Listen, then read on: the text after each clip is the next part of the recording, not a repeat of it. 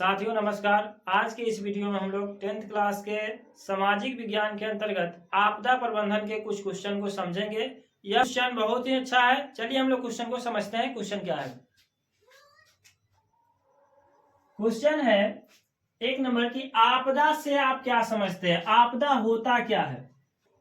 तो इसका आंसर है कि प्रकृति में घटित होने वाले वैसी प्राकृतिक और मानव निर्मित घटनाएं जिसके घटित होने के फलस्वरूप जिस घटना को घटित होने के फलस्वरूप अधिक संख्या में मानव जाति जीव जंतु की मृत्यु एवं प्राकृतिक संसाधनों का नुकसान होता है या मानव निर्मित संसाधनों का नुकसान होता है, तो उसे हम लोग कहते हैं क्या?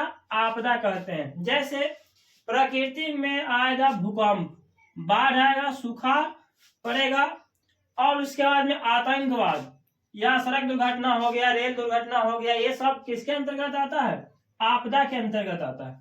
समझ गए होंगे आपदा की परिभाषा कि प्रकृति में घटित होने वाली वैसे प्राकृतिक या मानव निर्मित घटनाएं जिससे कि जीव जंतुओं के साथ साथ मानव की भी या प्राकृतिक वस्तुओं की क्षति होती है, वैसे आपदा को उसे हम लोग क्या कहते हैं?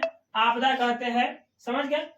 दूसरा क्वेश्चन है कि आपदा कितने प्रकार के होते हैं? आपदा कितने प्रकार के होते हैं? तो आपदा जो है यह 2 प्रकार के होता है। पहला नंबर है प्राकृतिक आपदा, दूसरा नंबर है मानव निर्मित आपदा। और प्राकृतिक आपदा में कौन कौन से आपदा आएंगे?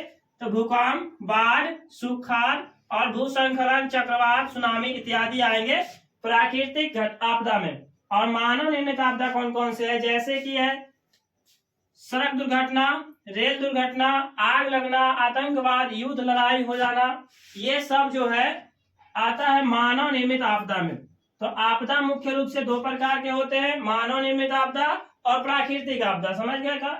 प्राकृतिक आपदा के अंदर क्या क्या आता है? तो ये सब आते हैं सड़क दुर्घटना, रेल दुर्घटना, आग लगना, आतंकवाद, ये सब आता है मानव निर्मित आपदा के अंतर्गत। और प्राकृतिक आपदा में आ गया सुनामी, बाढ़, भूकंप, ये सब आएंगे। ठीक है। तीसरा क्वेश्चन आपदा से रिलेटेड है कि आपदा प्रबंधन की आवश्यकता क्यों है, यानी आपदा से सुरक्षा की आवश्यकता क्यों है? तो आपदा प्रबंधन की आवश्यकता आपदा के पूर्व यानी आपदा के आने से पहले, ठीक है, एवं आपदा के चले जाने के पश्चात होने वाले क्षति को कम करने या बचने से है। कि आपदा को या जैसे भूकंप तो अचानक आया, उससे तबाही मचा, तो उससे कैसे बचा जाए, इसके लिए पहले ही हम लोग भूकंप रोधी घर बनाएंगे। ठीक है, उस तरह से। या प्राकृतिक आपदा या मानव निर्मित आपदा इत्यादि के घटित होने से अधिक मात्रा में जैविक एवं अजैविक संसाधनों का नुकसान होता है। इसी संदर्भ में लोगों को विशेष प्रशिक्षण दे करके कि आप ऐसा कीजिए, जब घर तो बार बार बनता नहीं है पक्का का मकान, तो इससे ऐसा बनाया जाए जो भूकंप के दिनों में अगर नुकसान भी हो तो कम मात्रा में हो, अधिक नुकसान न हो। भूकंप रोधी घर बनाना बहुत जरूरी है। तो इसके लिए प्रशिक्षण देने की आवश्यकता है, लोगों को समझाने की आवश्यकता है। ठीक है ना। और इसके प्रभाव को कम करना ही क्या है? आपदा का प्रबंधन कहलाता है। इस प्रभाव को कैसे कम, जैसे कोरोना वायरस का आया था, तो इसके लिए लोगों को ये बताया जा रहा था कि हर समय जो है साबुन से हाथ धोया कीजिए, फिर सैनिटाइजर का उपयोग कीजिए, मास्क लगाइए, ये सब चीज जरूरी होता। आपदा आने से पहले इसका मान लीजिए अचानक से आपदा आया तो किसी को उसके दवा के बारे में पता ही नहीं था, तो इस तरह के आपदा से निपटने के लिए हमें आपदा प्रबंधन के बारे में शिक्षा देना बहुत जरूरी है। तो प्यारे साथियों, उम्मीद कर सकते हैं कि आप ये तीनों क्वेश्चन को अच्छे से समझ पाए होंगे।